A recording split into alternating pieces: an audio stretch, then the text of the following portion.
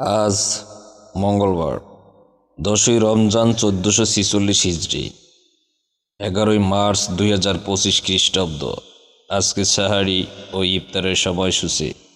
সাহারির শেষ সময় রাত 4:55। ফজর শুরু সকাল 4:56। সূর্য অস্ত সন্ধ্যা 6:05।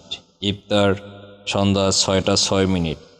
আল্লাহ তাআলা বলেন, হে মুমিনগণ, তোমাদের উপর রমজান মাসের রোজা ফরজ করা হয়েছে, যেভাবে তোমাদের পূর্ববর্তীদের উপর ফরজ করা হয়েছিল, যেন তোমরা মুত্তাকি হতে পারো।